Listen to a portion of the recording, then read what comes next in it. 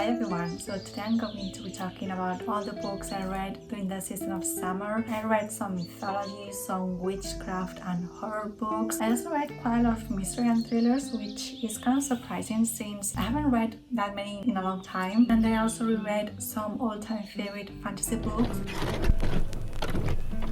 The first mythology book that I read is one that has really stuck with me, and it's Helena Esparta. This is a book translated from Italian and it narrates the story of Helena Esparta, also known as Helena from Troya, Helena de Troya. Every single time that I've read something related to Helen or in a movie or podcast, anything related to her, she's always painted like an evil woman that just wanted to do things for her sake and for her enjoyment. But after reading this book, I truly think that this book is the best description of who she truly was. This book doesn't have any chapters or any time jumps. It's just a story that is written in a sense where you could feel like Helena was telling you her story, and she was telling you her story the way she wanted to tell you her story, and that's something that I really appreciated. The way that Loreta Minutilli, the author, wrote this book, I truly think it's one of the best Greek mythology retellings that I've ever read. Sexual assault is a theme that is present throughout the entirety of the story, so be careful with that. The next one I'm going to be talking about is kind of on theme with Helena Esparta, and it's Ariadne by Jennifer Saint. It's also another book about women not being treated well in Greek mythology. What a surprise. This was my first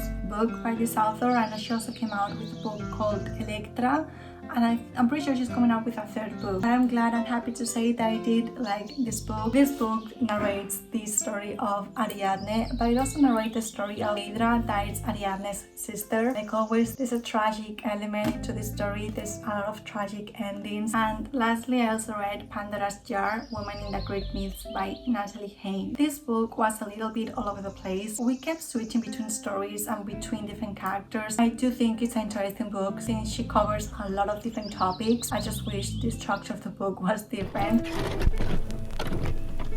Then moving on to witchcraft. I read Welsh Witchcraft, A Guide to the Spirits, Lore and Magic Wales by Mhara, Starling. This was one of the best witchcraft books that I've ever read. You can really tell that the author knows what she's talking about. She covers a lot of different things, such as the historical context of the witches in Wales, but also the rituals, the spells, the lore, the magic overall of witchcraft in Wales, which is a topic that I didn't know a lot about.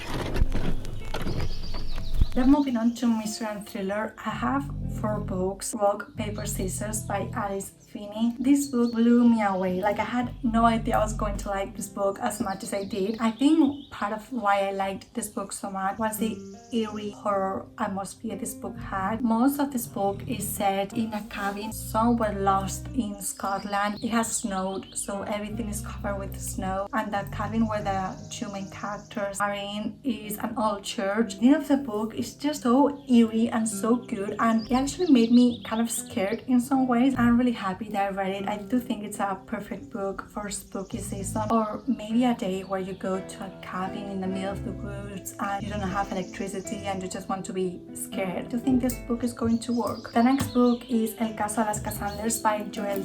Joël is one of my favorite authors when it comes to mystery and thrillers. I've read every single book he has published in the mystery and thriller genre. I think this is the 5th book I've read by him, and I can really tell that he's really growing into his writing. The pace, the timelines, the way the characters are written, he's getting so good at doing those things. The next one is In My Dreams I Hold a Knife by Ashley Winstead. I read this book because my friend Rita from A Life Worth Reading talked about this book in one of her videos. It's not a new favorite of mine, but I did have an enjoyable time reading it. I do think that the reason why I didn't love the book so much was because of the ending. The ending just didn't do it for me. I was expecting something more mind-blowing. I also read The House Across the Lake by Riley Sager. This is my second book by Riley Sager. Gosh, where to even begin with this book? So when I read Final Girls, also by him, I didn't hate the story. It was a good time reading it. I said this in my review that I didn't feel like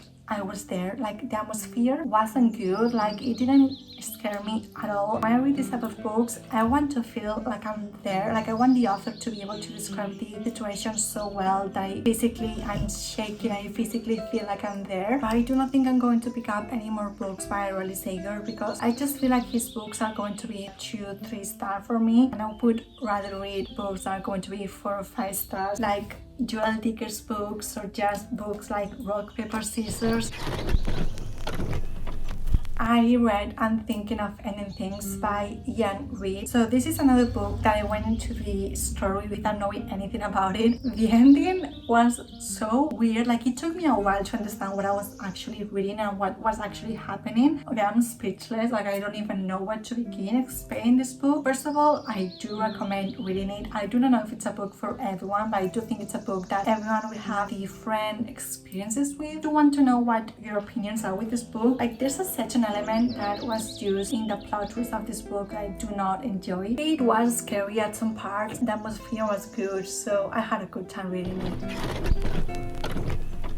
Then for biographies and memoirs, I read I'm Glad My Mom Died by Jennette McCurdy. I wasn't planning on reading this book. I love biographies and memoirs. The title of this book was very interesting, like I'm Glad My Mom Died. That's such an interesting title. But I've never been a fan of Jennette McCurdy. Like, I've never watched iCarly growing up. The only Nickelodeon shows that I watched growing up were Zoe 101 and Drake and Josh. I was a very Disney Channel girl. Then I started reading all the reviews that my friends gave to this book. I was intrigued. Like I said, I love memoirs, and I wanted to know why everyone was saying that this book was such an important read. The poor girl had a tumultuous upbringing and adolescence and young adult years, and so many of the things that happened during her upbringing made her not being able to see certain things during her young adult life, like for example how men treated her or her relationship with food. Her mom was very controlling. When I was reading this book, I kept thinking of Crying in H Mart and The Glass Castle, because in Crying in H Mart, Michelle talks about grieving her mom. In The Glass Castle, the author, who is also called Jennette, she talks about the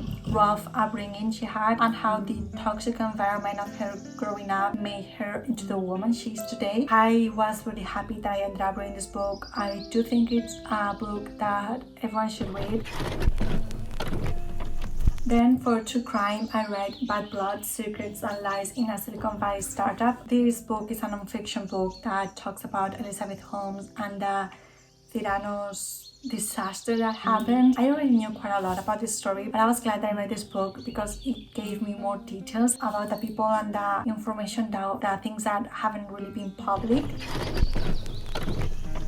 Then for literary fiction, I read Beartown by Fredrik, Backman. Not gonna lie, the only reason why I picked up this book was because we were going through a terrible heat wave in Spain that kept lasting weeks and weeks, and I was just consumed in the heat wave. And when I saw that this book had snow on the cover, I was like, I want to read about cold places, like I want to be somewhere cold. Obviously this book has more to do with the weather, like the weather is not the prime plot of this book, but it also has a mystery element into the book, and it also has a good character interpretation, like the characters are very well built. Then I also read It Ends With Us by Colleen Hoover. I know a lot of people say that this book is a romance book, but I refuse to label this book as a romance book. Don't try to fight me on that, because this is not a romance book. This is not a book about love either. In my opinion, this book is about Lily and her life. This is my first Colleen Hoover book. I tried reading Verity at the beginning of the year. I didn't finish it. I've been saying this book everywhere I go, so I just wanted to pick it up and see why everyone was talking about it. Instead, I thought it was a romance book because everyone kept talking about the romance between Lily and Atlas and how wonderful it was. Atlas is barely in the book, like I could care less about his character. I didn't connect with him whatsoever. In my opinion, this book is about Lily and her resilience to get out of the situation she's in. But I think this book is more about overcoming traumas and overcoming abusive situations, and not so much a romance. And then lastly, for fantasy, I reread for the first time Harry Potter and the Goblet of Fire and Harry Potter and the Order of Phoenix. I read these two books while I was on vacation, and honestly it was the best time ever. The wisdom involved is so magical and so amazing to me, and they will always bring joy into my life. So these were all the books I read during the season of summer. I hope you guys liked this video, and I will see you very soon. Bye!